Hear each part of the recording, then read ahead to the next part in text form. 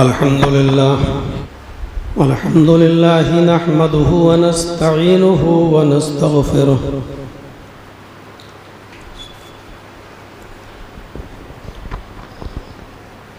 व नऊज़ु बिल्लाहि मिन शुरूरि अनफुसिना व मिन सय्यिआति अमालिना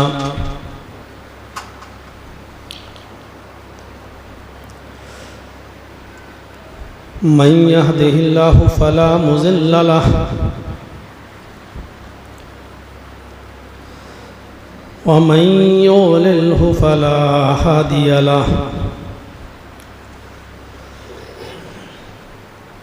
व अशहदु अन ला इलाहा इल्लल्लाह वहदहु ला शरीक लहु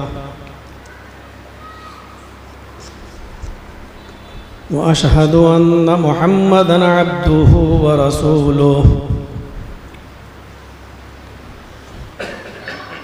अम्मा बाद फ़इन्न खैरल हदीस किताबुल्लाह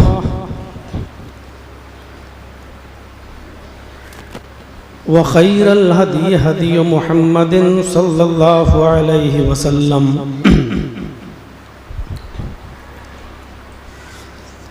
व शर्रल उमूरि मुहदसातुहा व कुल्लु मुहदसतिन बिदअह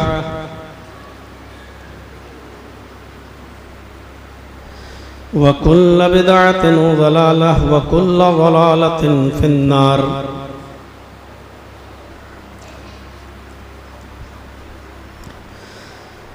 अऊज़ु बिल्लाहि मिनश शैतानिर रजीम। बिस्मिल्लाहिर रहमानिर रहीम।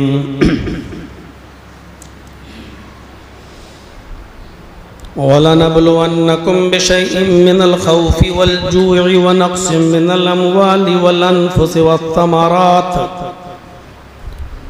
व बश्शिरिस साबिरीन अल्लज़ीना इज़ा असाबतहुम मुसीबह क़ालू इन्ना लिल्लाहि व इन्ना इलैहि राजिऊन। रब्बि इश्रह ली सदरी व यस्सिर ली अमरी वहलुल उक़दतम मिन लिसानी यफ़क़हू क़ौली। हम्द व सना, तारीफ़ व तौसीफ़, किबरियाई व बड़ाई, बुज़ुर्गी सब अल्लाह रब्बुल आलमीन के लिए लायक और सज़ावार है और वही ज़ात उसकी हकीकी मुस्तहिक़ है। वही हमारा माबूद है, वही हमारा मसजूद है, यही हमारा अक़ीदा है कि इबादत अल्लाह के अलावा किसी और की नहीं की जाएगी और सजदा भी अल्लाह के अलावा किसी और को नहीं किया जाएगा। हम ये अक़ीदा भी रखते हैं कि वही मुख्तार कुल है। अगर वो किसी को कोई चीज़ देना चाहे तो सारी कायनात मिलकर उससे वो चीज़ छीन नहीं सकती, और अगर अल्लाह किसी से कोई चीज़ छीन ले तो सारी कायनात मिलकर उसको देना चाहे तो दे नहीं सकती।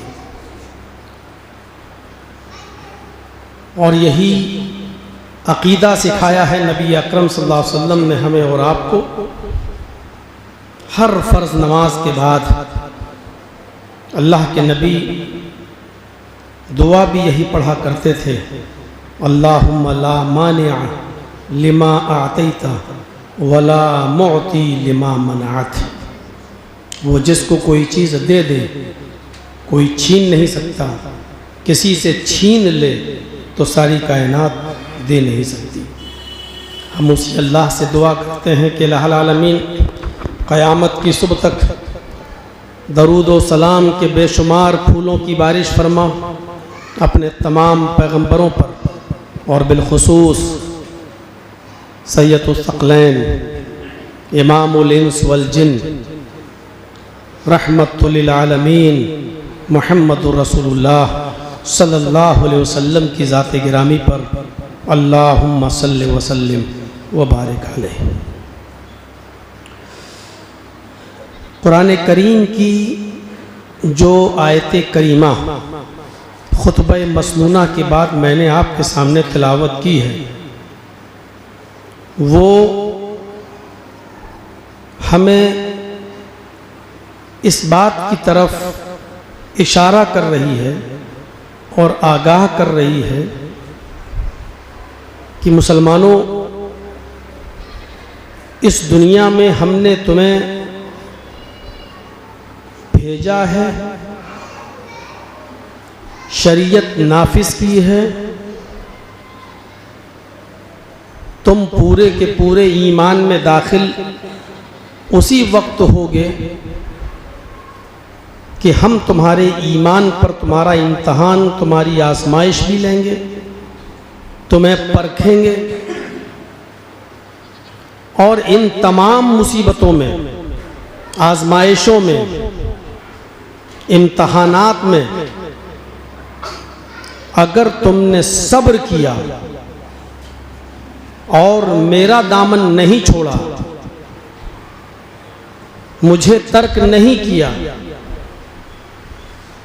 तो तुम्हारे लिए बशारत है, खुशखबरी है, तुम कामयाब हो, तुम जन्नती हो। सिर्फ नमाज पढ़ लेना या जुमे जुमे मस्जिद में आ जाना, रमज़ान का महीना आए तो 30 रोज़े रख लेना और ये समझ लेना कि हम जन्नती हो गए, ये बहुत बड़ी गलतफहमी है। हमने तुमसे पहले के लोगों को भी आजमाया, तुम्हें भी आजमाएंगे। वला नबलुवन्नकुम बिशैइन मिनल खौफि वल जूअ व नक़्सिम मिनल अम्वालि वल अनफुसि वस्समरात। कितनी चीज़ों से हम तुम्हें आजमाएंगे, तुम्हारा इम्तहान लेंगे। कभी हम तुम्हारे ऊपर खौफ और दहशत का माहौल तारी करके हम तुम्हें आजमाएंगे, हालात ख़राब कर दिए जाएंगे, अमन, चैन और सुकून तुम्हारी ज़िंदगी से छीन लिया जाएगा। हम ऐसे आजमाएंगे तुम्हें। घर में रहोगे तो खौफ और दहशत का माहौल, घर से बाहर निकलोगे तो तुम्हारे ऊपर खौफ और दहशत का माहौल।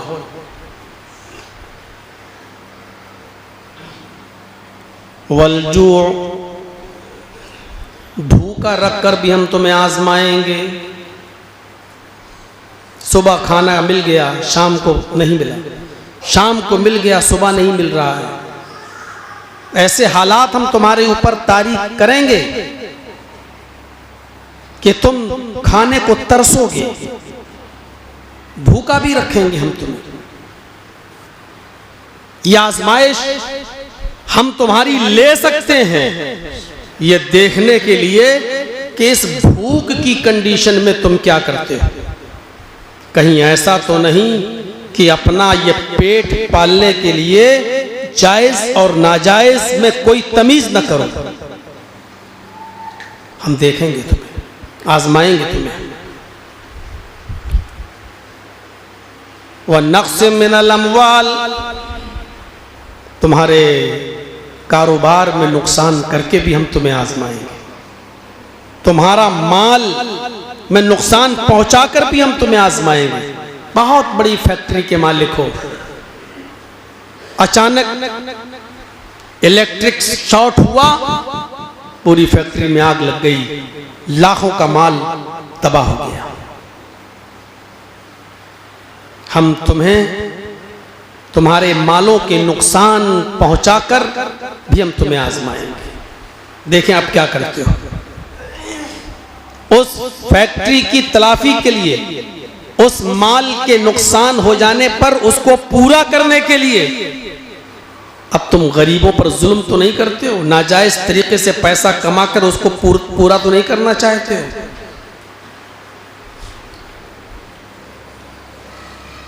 वल अनफुस, तुम्हारी जानें लेकर भी हम तुम्हें आजमाएंगे।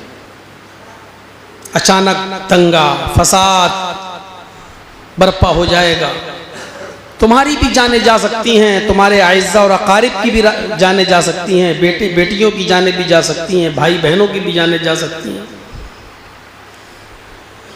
हम जाने लेकर भी आजमाएंगे। वस्समरात, फल फ्रूट, अनाज, गल्ला, खेती बाड़ी, जो चाहो इसका तर्जमा कर सकते हो। वस्समरात का मतलब ज़मीन से पैदा होने वाले फल फ्रूट, मेवे, अनाज, गल्ले, यानी किसानों की तरफ इशारा। ज़रूरी नहीं कि सबकी फैक्ट्रियाँ हों, ज़रूरी नहीं कि सब कारोबारी आदमी हों। बहुत से लोग ज़मीन से जुड़े हुए होते हैं, किसान होते हैं, खेती बाड़ी करते हैं और फिर लहलहाती हुई फसल का इंतज़ार करते हैं। अचानक फसल कटने वाली है, 2-4 दिन में कट जाएगी। अचानक आंधी आ गई, अचानक तूफान आ गया, अचानक बारिश आ गई, पूरी फसल तबाह बर्बाद हो गई। हम तुम्हारे अनाज, तुम्हारे गल्ले, तुम्हारे फल फ्रूट, तुम्हारे बागात, तुम्हारी खेतियां बर्बाद करके भी हम तुम्हें आजमाएंगे। क्या बात कही अल्लाह ने, इस तरीके से आजमाएंगे। और ये आजमाइश नाकारा लोगों से ज्यादा ईमानदार लोगों की होगी। जो अल्लाह का जितना बड़ा फरमा बरदार होगा, मुती होगा, इबादत गुजार होगा, हम इम्तहान उससे उतना ही ज्यादा सख्त भी लेंगे। नाकारा लोगों से क्या इम्तहान लेना है, वो तो नाकारा है ही, वो तो ईमान पर वैसे ही कायम नहीं है। हम तो ईमानदार लोगों का, मोमिनों का इम्तहान लेंगे कि इतनी मुसीबतें आने के बावजूद भी वो अपने ईमान पर कायम रहते हैं या ईमान का सौदा कर लेते हैं।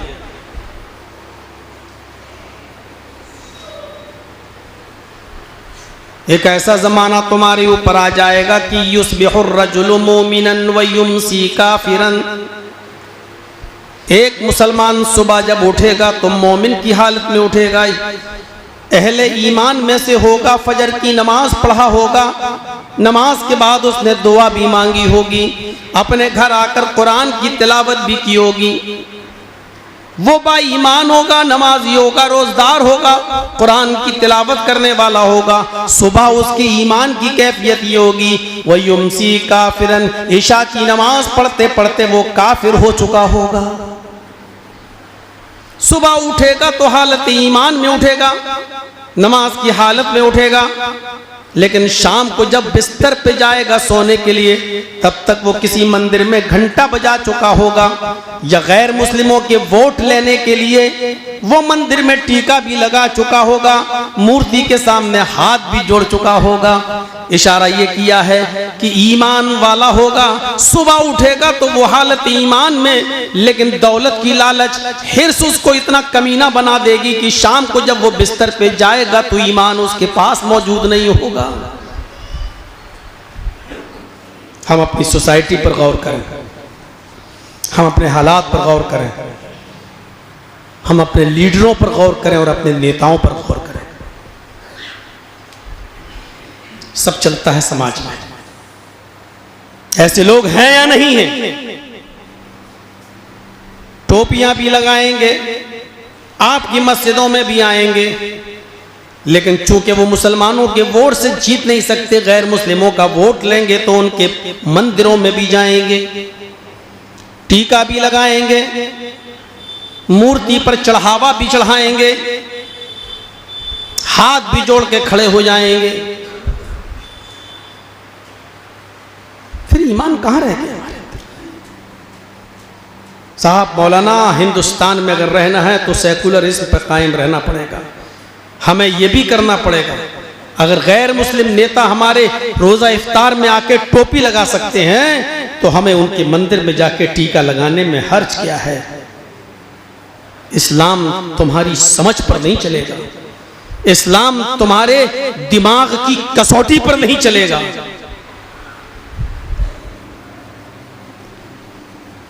वलनबलुवन्नकुम बिशैइन मिनल खौफि वल जु'i व नक्सिन मिनल अमवालि वल अनफुसि वस्समरात, हम तुम्हें खौफ और दहशत का माहौल तारी करके आजमाएंगे। जैसे फिलिस्तीन के लोग, क्या फिलिस्तीन का मुसलमान जब फिलिस्तीन की ज़मीन पर सोता है तो सोचिए उसको खौफ क्या रहता है। पता नहीं कब बम धमाके हो जाएं, कब इजराइल हमारे बच्चों को ख़त्म करके तबाह बर्बाद कर दे, हमारी औरतों को बेवा कर दे। फिलिस्तीन का मुसलमान जब अपने खेमों में सोता है, रात में तो उसको सुबह जिंदा उठने की उम्मीद नहीं होती, और जब सुबह उठता है तो उसको शाम तक जिंदा रहने की उम्मीद नहीं रहती। ऐसी कुछ हालात आपके मुल्क के भी हैं। हर दाढ़ी वाला आज सफर करने में खतरा महसूस करता है।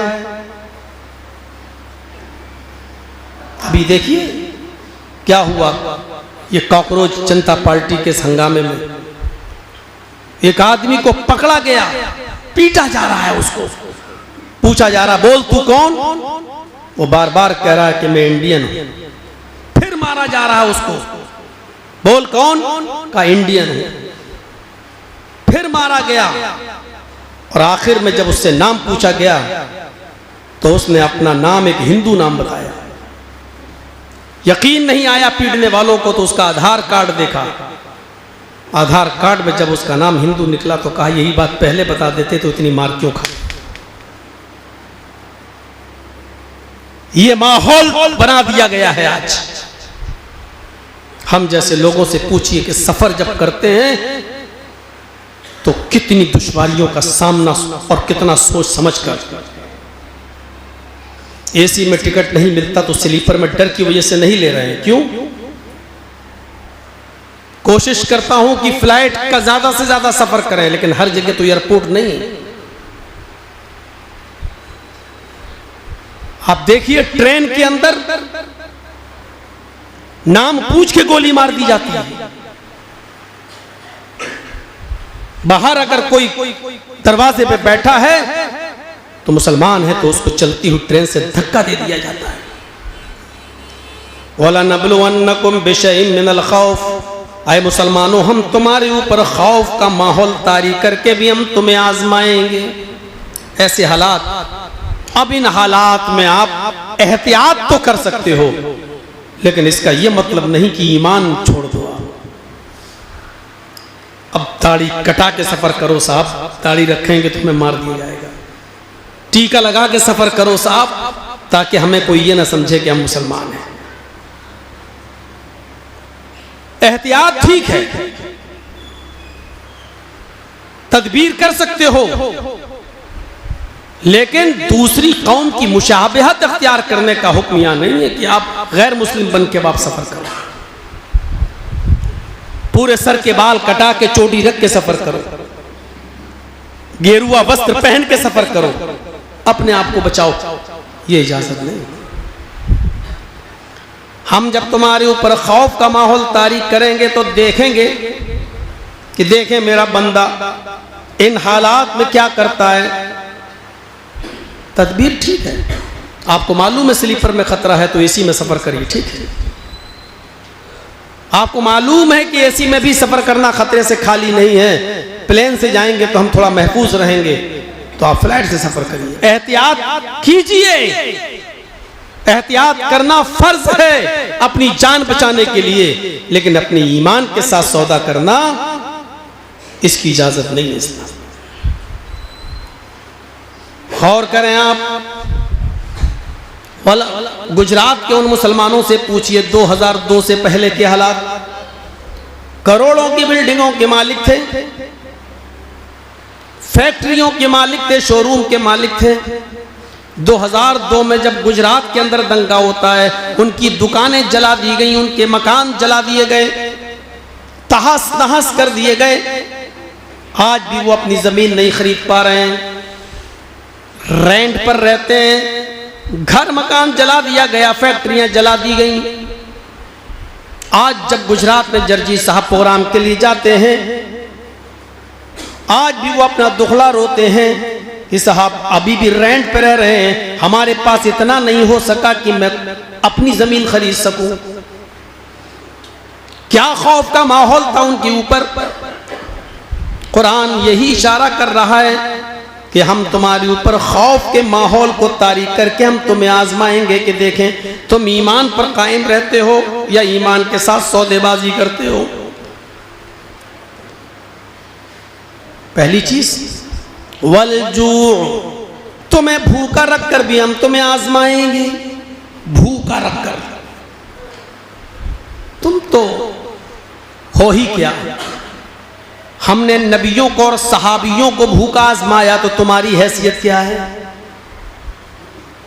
होंगे ऐसे बहुत से कटमुल्ले जो आपको घर में खैर व बरकत के तावीज देते होंगे, ये लटका लो दुकान में खैर व बरकत होगी, ये रख लो तुम्हारे घर में बरकत होगी, तुम्हारे रिस्क में बरकत होगी। बुखारी उठाइए, अल्लाह के नबी जनाब मोहम्मद रसूलुल्लाह सल्लल्लाहु अलैहि वसल्लम की भूख की कंडीशन देखिए। खंदक खोदने वाला वो वाकया उठाइए। खंदक खोदी जा रही है, एक सहाबी बेहोश गिर गए, पानी के छींटे मारे गए। जब होश में आया तो आपने पूछा तुम बेहोश क्यों हो गए। उन्होंने अपना पेट खोल कर दिखाया। कहा अल्लाह के नबी देखिए, भूख की वजह से मैं पेट पर पत्थर बांधे हुए हूँ, ये पेट का ये हिस्सा पीठ से चिपक रहा था, मैंने पेट पर ये पत्थर बांध दिया है ताकि पेट में कुछ भारीपन रहे और मैं कुछ कर सकूं। भूख की वजह से मेरी हालत हुई। अल्लाह के नबी सल्लल्लाहु अलैहि वसल्लम ने उस वक्त तक अपना राज फाश नहीं किया। जब देखा कि ये सहाबी पेट पर एक पत्थर बांधे हुए हैं तो आपने कहा तुम क्या समझते हो कि मैं खाना खाकर आया हूँ, शिकम से रो कर आया हूँ और खंदक खोद रहा हूँ, तुम्हारा साथ दे रहा हूँ। फिर आपने अपना पेट खोलकर अपना शिकम अपना पेट दिखाया तो उस पर 2 पत्थर बंधे हुए थे। तुम एक बांधते हो, मैं तो 2 बांधा। रात के अंधेरे में निकले, शायद कोई मुझे पहचान ले और कोई सहाबी मुझे देखकर मेरी कंडीशन देख ले और मुझे अपने घर ले जाकर कुछ खिला दे। आधी रात के बाद घर से बाहर निकलते हैं कि कोई मेरी भूख की कंडीशन देखकर अपने घर पे कुछ खिला दे। आगे बढ़ते हैं तो क्या देखते हैं कि हजरत अबू बकर सिद्दीक भी चले आ रहे हैं। आपने कहा अबू बकर कैसे इतनी रात में बाहर क्या करने निकले हो। अबू बकर सिद्दीक का जवाब यह था, आए अल्लाह के नबी सल्लल्लाहु अलैहि वसल्लम, भूख की वजह से करवटें बदल रहा था और जब बर्दाश्त नहीं कर सका तो बाहर निकल आया, शायद कोई मेरी कंडीशन देखकर मुझे खाना खिला दे। जो कंडीशन अल्लाह के रसूल की वही अबू बकर सिद्दीक की। क्या घर में क्या इनको कुरान नहीं मालूम था? क्या इनको रोजी की खैर व बरकत की दुआएं नहीं मालूम थी? भूख की वजह से घर से बाहर निकले। अल्लाह के नबी ने फरमाया अबू बकर अल्लाह की कसम यही मेरा भी हाल है, चलो चलते हम दोनों, शायद कोई मिल जाए। खिलाने वाला तो कोई नहीं मिला। थोड़ा और आगे बढ़े तो एक और शख्स दिखाई दे रहा जो दूर से चला रहा। सोचा शायद ये आदमी मुझे अपने घर पे ले जाकर कुछ तो खिला देगा। जब वो करीब आता है तो पहचानते हैं, नजर पड़ती है तो वो हजरत उमर फारूक है। पूछा अल्लाह के नबी ने, उमर इतनी रात में घर से बाहर क्या करने?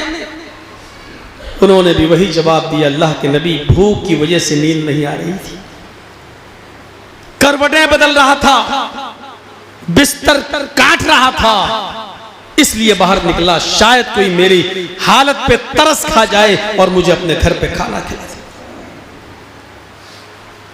आपने कहा उमर हम दोनों की भी यही हालत है, चलो थोड़ा सा और आगे चलो। शायद कोई मिले।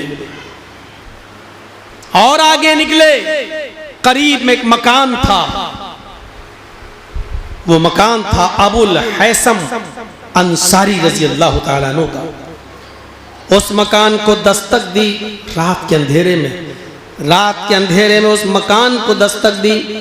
अबुल हैसम घर से बाहर निकलते हैं, दरवाज़ा खोलते हैं। जैसे ही दरवाज़ा खोलते हैं तो क्या देखते हैं, मोहम्मद रसूलुल्लाह सल्लल्लाहु अलैहि वसल्लम अपने दोनों सहाबियों के साथ, अबू बकर उमर के साथ दरवाजे के बाहर खड़े हैं। अल्लाह के नबी सल्लल्लाहु अलैहि वसल्लम ने सलाम किया, अस्सलामु अलैकुम व रहमतुल्लाहि व बरकातुहू। उधर अबुल हैसम अंसारी जवाब देते हैं, वालेकुम अस्सलाम व रहमतुल्लाहि व बरकातुहू। कितने अच्छे मेहमान मेरे घर में इस रात के अंधेरे में तशरीफ लाए हैं, आइए अंदर तशरीफ लाइए। ईमानदारी के साथ बताइए, उस जमाने में मोबाइल का दौर नहीं, फोन करके भी आज किसी के यहाँ जाते हैं तो पहले से बता दिया जाता है कि साहब इतने इतने बजे हम आपके यहाँ पहुँचेंगे, तो घर या मेज़बान पहले से इंतजाम कर लेता है, ठीक है। अचानक पहुंचे, सोचिए उस घर की औरत यानी बीवी को कितनी तकलीफ, रात में, वो भी एक नहीं 3-3 लोग मेहमान, क्या बनाएं क्या खिलाएं। कहा अबुल हैसम तकल्लुफ की जरूरत नहीं, घर में अगर कुछ हो तो रख दीजिए, हम तीनों भूखे हैं, और नहीं हो तो कोई बात नहीं, पानी पिएंगे और चल देंगे। कहीं बैठिए आप। जल्दी से अपने बाग में गए अबुल हैसम, अंधेरे में खजूरें तोड़ी, कुछ कच्ची कुछ पक्की कुछ गदली, तोड़कर लाए और रख दी। आप खजूरें खाइए, तनावुल फरमाइए, थोड़ा सुकून मिलेगा, और मैं अभी खाना तैयार करता हूं। अबुल हैसम ने एक बकरी ली, उस बकरी को जमीन पर लिटा दिया उसको ज़िबा करने के लिए। नबी अकरम सल्लल्लाहु अलैहि वसल्लम की नजर जैसी उस बकरी के ऊपर पड़ी जो दूध दिया करती थी, और उस बकरी का दूध अबुल हैसम अंसारी का बेटा पिया करता था। अल्लाह के नबी अबुल हैसम के पास आ जाते हैं और कहते हैं, अबुल हैसम मुझे मालूम है कि ये बकरी दूध देने वाली है और इस बकरी का दूध तुम्हारा बेटा पीता है, मैं ये जुल्म तुम्हारे बच्चे पर नहीं कर सकता कि मैं इस बकरी के ज़िबा करने की इजाज़त दे दूं। हमारी थोड़ी देर की भूख को मिटाने के लिए मैं उस बच्चे को भूखा नहीं रख सकता हूं। इस वाक़े को सामने रखते हुए ज़रा हम जैसे मौलवियों पर नज़र डालो, बाकायदा ये मुर्गा नहीं चलेगा, ये चिकन नहीं चलेगा, ये पोल्ट्री नहीं चलेगी, देसी वो भी खसिया मुर्गा, पहले से डिमांड के एक लिस्ट बनाकर मेज़बान के सामने पेश कर देते हैं। गौर करो, यहाँ बकरी मौजूद, ज़िबा की जा रही है, अल्लाह के नबी सल्लल्लाहु अलैहि वसल्लम भूखे हैं और सहाबा भी भूखे हैं, लेकिन आप उस बकरी को ज़िबा करने की इजाज़त नहीं देते हैं। नहीं, इसको ज़िबा नहीं करो। कहा अल्लाह के नबी, इस बकरी का एक बच्चा भी है मेरे पास जो तकरीबन 1 साल का है, वो नर है, बकरा है। आपने कहा तब ठीक है। उस बकरी के बच्चे को लाया गया जिसकी उम्र तकरीबन 1 साल थी। फिर अबुल हैसम ने उसको जमीन पर लिटाया और उसको ज़िबा कर दिया। फिर उसकी बोटियां बनाई और गोश्त बनकर जब सामने आया, गोश्त की जो आइटम बनते थे उस जमाने में, जब सामने आए, अल्लाह के नबी के और अबू बकर और उमर फारूक के, इधर रोटियां बनी हैं, इधर सालन रखा हुआ है। इन नेमतों की तरफ जब अल्लाह के नबी सल्लल्लाहु अलैहि वसल्लम की नजर गई, हम जैसे मौलवी नेमतों को देखकर कहेंगे अल्हम्दुलिल्लाह, माशाअल्लाह, अल्लाह पकाने वाली को जन्नत दे, माशाअल्लाह कितनी अच्छी मेहमान नवाजी।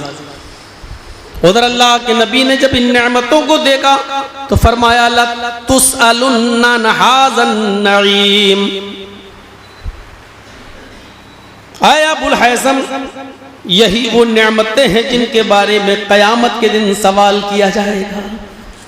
पूछा जाएगा कि हमने तुम्हें ये नेमतें दी थी, तुमने खाकर अल्लाह का शुक्र अदा किया या नहीं किया? शुक्र के साथ नेमतें खाइए। पानी पीकर जब फारिग हो जाओ और आराम से वो पानी आपके पेट में चला जाए तो अल्हम्दुलिल्लाह कहो। खाना खाकर फारिग हो जाओ, पूरी दुआ नहीं पढ़ पाते हो, याद नहीं है, तो कम से कम खाना खाकर अल्हम्दुलिल्लाह कहो कि आराम से तुम्हारे हलक के अंदर चला गया, पेट में चला गया और आसानी के साथ बाहर भी आ गया। ये बहुत बड़ी नेमत है, इस नेमत पर शुक्रिया अदा करो अल्लाह का। उसके बाद एक रोटी ली अल्लाह के नबी ने और उस रोटी के ऊपर गोश्त की 2 बोटियां रखी। अल्लाह की कसम मुझे नहीं मालूम उस रोटी का साइज क्या था। कुछ इलाकों में बड़ी रोटी बनती है, कुछ इलाकों में छोटी रोटी बनती है। आप लोगों के इलाकों में छोटी रोटी का चलन है। हम लोगों की बस्ती में आ जाइए, कानपुर से उधर इटावा, फिरोजाबाद, टूंडला, आगरा, बरेली, वहां बड़ी रोटी बनने का रवाज है। हदीस के अल्फाज ये कि एक रोटी ली, उसका साइज क्या था मुझे नहीं मालूम, वो छोटी थी या बड़ी। उस एक रोटी के ऊपर गोश्त की 2 बोटियां रखी। ज़ादुल माद पढ़ी अल्लामा इब्नुल क़य्यिम की। एक रोटी पर 2 बोटियां रखकर उसको मोड़ दिया और अबुल हैसम को देकर कहा, अबुल हैसम इसको जरा मेरी बेटी फातिमा को दे आओ, आज 15 दिन हो गए मेरे घर में भी चूल्हा नहीं जला, मेरी बेटी ने भी गोश्त नहीं खाया। एक रोटी के ऊपर 2 बोटियां रखी और कहा इसको मेरी बेटी के यहाँ पहुंचा दो। वो घर के अंदर चले गए, चलो पहुंचा दें, कुछ कपड़ा वपड़ा पहन लें। बीवी ने कहा कहाँ ले जा रहे हो? कहा फातिमा ने खाना नहीं खाया, 15 दिन से चूल्हा नहीं जला। तो कहा एक रोटी ले जाकर क्या करोगे वहां? एक रोटी, शर्म नहीं आ रही तुमको? 15 दिन से भूखी है, फातिमा है, फातिमा के बच्चे भी होंगे और भी, एक रोटी में क्या होगा? उन्होंने पूरा टिफिन तैयार कर दिया। कंडीशन में नहीं बता सकता, कितनी रोटियां नहीं बता सकता, कितना सालन नहीं बता सकता, एक बर्तन भर दिया और कहा जाओ अब लेकर जाओ। और जैसे ही वो बर्तन लेकर अल्लाह के नबी सल्लल्लाहु अलैहि वसल्लम के सामने से गुजरते हुए अबुल हैसम बाहर निकल रहे हैं। अल्लाह के नबी ने खाने का बर्तन देखा तो रोक लिया, खाना वापस करवा दिया और फरमाया, आए अबुल हैसम, मैं अपनी बेटी को इतना नहीं खिलाना चाहता कि वो शिकम शेर होकर खा ले और फिर रात में उठकर वो अल्लाह की इबादत न कर सके। वापस कर दिया उसको, जितना दिया था उतना ही दो, उतने ही में वो खाएगी और अल्लाह का शुक्र अदा करेगी और रात में उठकर वो तहज्जुद भी पढ़ेगी, अल्लाह की इबादत भी कर सकती है।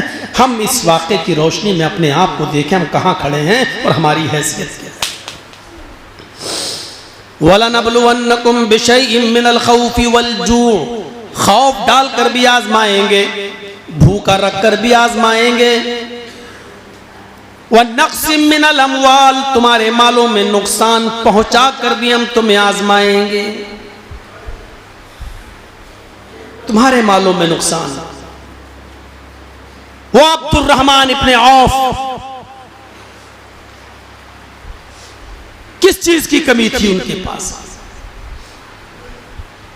पैसे का अंबार था उनके पास। हिजरत करने लगे, मक्का छोड़ के मदीने जा रहे हैं, ससुराल वाले आ गए, बेटी हमने दी। आए अब्दुर्रहमान, अगर मक्का छोड़ के मदीने जाना है तो अकेले जाओ, मेरी बेटी को मेरे हवाले करो। अब्दुर्रहमान कह रहे हैं मेरी बीवी है। कहा तुम्हारी बीवी है, बेटी तो मेरी है, मैं अपनी बेटी को लेकर तुम्हें मदीने नहीं जाने दूंगा। ससुराल वालों ने अपनी बेटी ले ली, अपने खानदान वाले घर वाले आए, कहां जा रहे हो? मदीने। शादी तो हमने कराई थी, ये तुम्हारा जो बेटा है, जो बच्चा है, ये मेरे खानदान का चश्म चिराग है, तुम्हें जाना है तो अकेले जाओ, पोता नहीं ले जाने देंगे। ये हमारे खानदान की निशानी है, जाना है तो अकेले जाओ, बेटे को ले जाने नहीं देंगे। अपने घर वालों ने औलाद छीन ली, ससुराल वालों ने बेटी ले ली, यानी बीवी, घर वालों ने बेटा ले लिया, जाओ अकेले। माल जो कमाया था मक्के में रह के, उसको जब समेटा और लेके जाने लगे तो मक्के के लोग आ गए। कहां जा रहे हो? मदीना। ये माल तुमने मक्के में रहकर कमाया है, हमसे बिजनेस करके कमाया है, हमारे साथ लेन देन करके कमाया है। मक्के की कमाई हुई दौलत हम मदीने में नहीं ले जाने देंगे, मोहम्मद के दीन पर खर्च नहीं करने देंगे। मालो दौलत यहां छोड़ो। अब्दुर्रहमान इब्ने औफ से पूछो, कलेजा मजबूत किया। बीवी उधर गई, बेटा इधर गया, मक्के के लोगों ने मालो दौलत भी छीन लिया। अकेले तने तना, एक ऊंट भी नहीं, घोड़ा भी नहीं, कुछ नहीं, सब मक्के वालों ने छीन लिया। पैदल चलते हैं। कई दिनों के बाद जब मदीने पहुंचे तो अल्लाह के नबी ने जब उनसे पूछा, क्या छोड़ के आए हो, क्या लेके आए हो? कहा, बीवी छोड़ दी, बच्चा छोड़ दिया, दौलत छोड़ दी, ईमान बचा कर चला आया। अल्लाह के नबी सल्लल्लाहु अलैहि वसल्लम ने कहा, आए अब्दुर्रहमान, ईमान बचा लिया, सब खो दिया तो ये सौदा महंगा नहीं, बहुत सस्ते में निबट गए। मालो दौलत का नुकसान, फिर देखो ईमान कैसे बचाया। हम इसी तरीके से तुम्हें भी मालो दौलत में नुकसान पहुंचाकर तुम्हें आजमाएंगे, जैसे गुजरात वालों को आजमाया, फिलिस्तीन के लोगों को आजमाया। हम माल देकर भी तुम्हें आजमाएंगे और माल में नुकसान पहुंचाकर भी हम तुम्हें आजमाएंगे।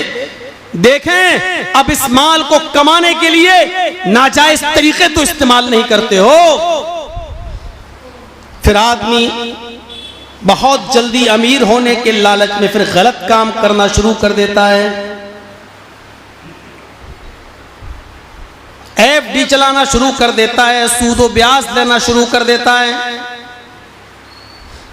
एक दिन में अमीर होना चाहता है, एक साल में बैंक बैलेंस बनाना चाहता है, फिर वो गलत काम करता है।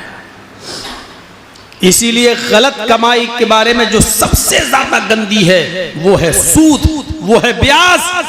उसके बारे में अल्लाह के नबी सल्लल्लाहु अलैहि वसल्लम ने फरमाया कि सूद और ब्याज का एक दिरहम, हम उसको 1 रुपए से तर्जुमा कर सकते हैं। दिरहम और रिबा, याकुलुहुर रजुल वहुव यअलम अशद्दु मिन 36 ज़नियतन। अल्लाह के नबी सल्लल्लाहु अलैहि वसल्लम फरमाते हैं कि सूद की, ब्याज की कमाई हुई 1 दिरहम, 1 रुपया जो आदमी खाता है जानबूझकर, यानी जानता है, यअलम वहुव यअलम, वो जानता है कि ये सूद है, वो जानता है कि ये ब्याज की कमाई है। अशद्दु मिन 36 ज़नियतन, अल्लाह की नजर में वो इतना गंदा है कि 36 मर्तबा अगर कोई किसी लड़की के साथ जिना कर ले, 36 मर्तबा, 35 और 1 36, 36 बार अगर वो किसी औरत के साथ गलत काम कर ले, जिना कर ले, तो 36 मर्तबा जिना करना भी अल्लाह की नजर में इतना गलत और इतना गंदा नहीं है जितना सूद का और ब्याज का 1 रुपया खाना।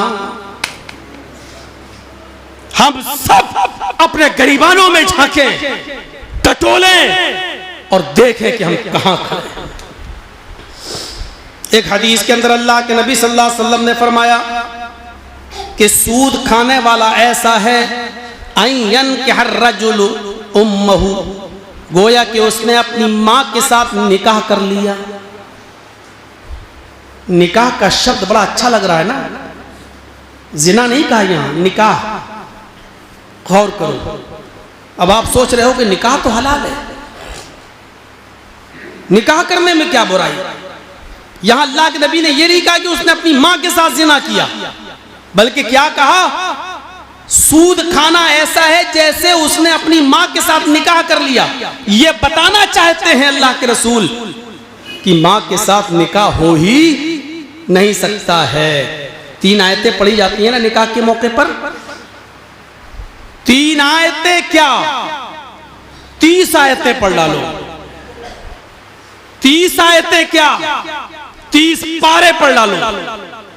30 पारे क्या, 30 कुरान पढ़ डालो। 30 कुरान क्या, 30,000 कुरान पढ़ डालो, तब भी मां हलाल नहीं हो सकती है, निकाह नहीं हो सकता है। मां लड़के पर हराम ही रहेगी अपनी औलाद पर। इसी तरीके से सूद और ब्याज कितना भी कोशिश कर लो, कितनी भी मेहनत कर लो, कितना भी कमा लो, कितना भी दीन का नाम ले लो, कितना भी कुरान के हवाले दे दो, जिस तरह मां हलाल नहीं हो सकती है उसी तरीके से सूद और ब्याज भी हलाल नहीं हो सकता है।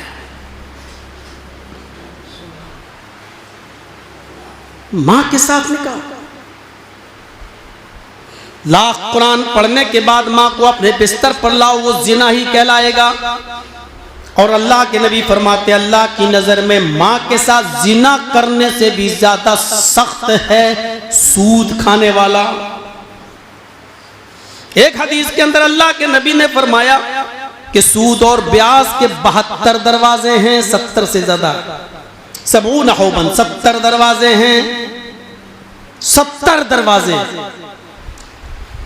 अदनाहा अयन के हर रजुल उम्महु, सबसे करीब दरवाजा यह है कि लड़का अपनी मां के साथ निकाह कर ले। सोचिए ये सबसे हल्का दरवाजा है, जबकि मां के साथ जिना करते हुए रूह कांप रही है। कौन ऐसा मक्कार और कौन ऐसा नालायक होगा जो अपने मां के कपड़े उतारे अपने आंखों के सामने और उसके साथ मुंह काला करे। अल्लाह के नबी कहते हैं ये तो सबसे आसान और हल्का दरवाजा है, इसके बाद जो 69 और हैं वो ये सबसे आसान है। सोचिए जब ये सबसे आसान है तो और मुश्किल कितने होंगे। 69 और जो दरवाजे हैं वो क्या है? ये है सूद का। पूरी तकरीर सूद ही पे नहीं करना है। व नक्स मिनल अमवाल, तुम्हारे मालों में नुकसान पहुंचा कर भी हम तुम्हें आजमाएंगे। वल अनफुस, तुम्हारी जाने लेकर भी हम तुम्हें आजमाएंगे। अचानक जाने चली जाती हैं, कभी बेटा मर गया, कभी मर गया, और हराम कमाई खाओगे तो ये कहीं ना कहीं निकलेगा। दूसरों पर जुल्म करके, जुल्म ही तो है सूद और ब्याज। 1 लाख दिया है, 1 महीने में तुम 1,10,000 दोगे। गरीब का खून चूसना ही तो है ये। याद रखिएगा, अगर तुमने किसी गरीब पर जुल्म करके 1 का 1.5 ले लिया, 1 का 2 ले लिया, ये 1 लाख जो तुम्हें अलग मिला है ना, ये पनपेगा नहीं। तुमने उस गरीब की मोहब्बत का खून किया है, अल्लाह तेरी अजीज चीज तुझसे छीनेगा। यही सूद जब तू अपने घर वालों को खिलाएगा तो अल्लाह कभी तेरी बीवी को कैंसर का मरीज बनाएगा, कभी तेरी औलाद को कैंसर का मरीज बनाएगा। तूने 1 लाख रुपया जुल्म करके लिया, अब अल्लाह तेरा 10 लाख रुपया बर्बाद करवा देगा। हॉस्पिटल के चक्कर लगाते लगाते फिर भी तेरा बेटा तेरे हाथ नहीं आएगा। तूने गलत तरीके से पैसा कमाया तो उसको गलत तरीके पर खर्च भी करवाएगा और तुम्हारी महबूब चीज भी तुमसे छीन लेगा।